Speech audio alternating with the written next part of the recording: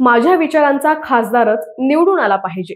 लोकसभेला मिठाचा खडा लागला तर विधानसभेला वेगळा निर्णय घेईल असं अजित पवार बारामतीत म्हणाले. 4 फेब्रुवारी रोजी अजित पवारांनी 2 कार्यक्रमात थेट सुप्रिया सुळे आणि शरद पवारांविरुद्ध दंड थोपटले. त्यामुळे अजित पवारांचा उमेदवार कोण असेल याबद्दल चर्चा सुरू झाली आहे. सुनेत्रा पवार किंवा पार्थ पवार यांचं नाव समोर येत नाहीये.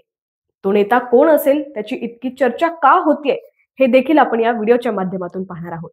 नमस्कार, मी प्रणया. आपण पाहताय ट्रेंडिंग टॉपिक्स. राजकीय घडामोडी पाहण्यासाठी ट्रेंडिंग टॉपिक्सला नक्की सबस्क्राईब करा आणि बेल आयकॉनवर क्लिक करून नोटिफिकेशन्स मिळवा, जेणेकरून आमचे अपडेट्स लवकरात लवकर तुमच्यापर्यंत पोहोचतील.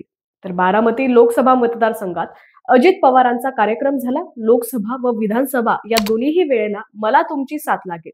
आपल्या विचारांचा खासदार झाला तर मोदी शहांकडून मी हवी तेवढी विकासाची कामं मंजूर करून आणू शकतो. त्यासाठी माझ्याच विचारांचा खासदार असणं आवश्यक आहे. मला खासदारकीला मिठाचा खडा लागला तर आमदारकीला मी विचार करेन. त्यावेळी कुणाच्या बापाचा ऐकणार नाही असा इशारा अजित पवारांनी दिलाय. पुढे ते असंही म्हणाले की लवकरच मी महायुतीचा उमेदवार जाहीर करणार आहे. मी उमेदवार आहे असं म्हणून मतदान करा. शेवटची निवडणूक आहे असं सांगून भावनिक आव्हान केलं जाईल. कधी शेवटची असणार आहे काय माहिती असं देखील ते म्हणाले.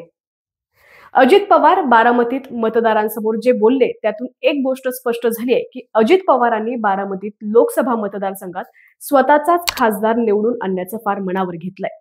माझ्या विचारांचा खासदार हवा आहे, त्यावरून अजित पवार कुठल्या तरी जवळच्या व्यक्तीला उमेदवारी देणार हेही स्पष्ट झालंय. पण ते व्यक्ती कोण असेल? बारामती लोकसभा मतदारसंघातून अजित पवार हे पत्नी सुनेत्रा पवारांना उमेदवारी देतील असं म्हटलं जात आहे. त्याचबरोबर पार्थ पवारांचं हे नाव अधूनमधून चर्चेत येत आहे. पण स्थानिक राजकारणात ज्या नावाची चर्चा आहे ते नाव आहे आमदार दत्तात्रय भरणे. दत्तात्रय भरणे हे इंदापूरचे आमदार आहेत. पण आता भाजप, शिवसेना आणि राष्ट्रवादीचा अजित पवार गट एकत्र आल्यानं वेगळी समीकरणं निर्माण झालीत. अजित पवार यांनी शिरूर लोकसभा मतदारसंघात अमोल कोल्हेंचा पराभव करण्याचा चंग बांधलाय.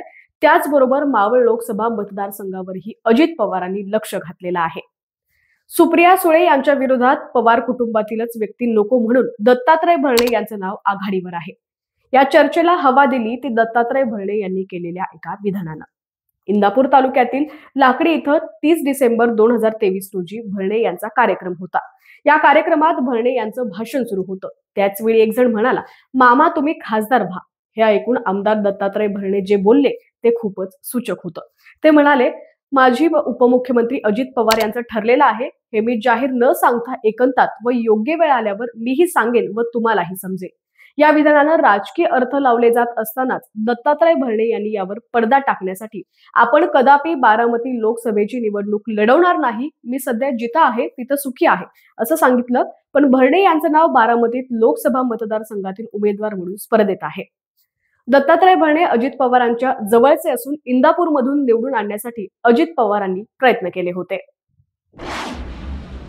राजकीय घडामोडी पाहण्यासाठी ट्रेंडिंग टॉपिक्सला नक्की सबस्क्राईब करा आणि बेल आयकॉनवर क्लिक करून नोटिफिकेशन्स मिळवा, जेणेकरून आमचे अपडेट्स लवकरात लवकर तुमच्यापर्यंत पोहोचतील.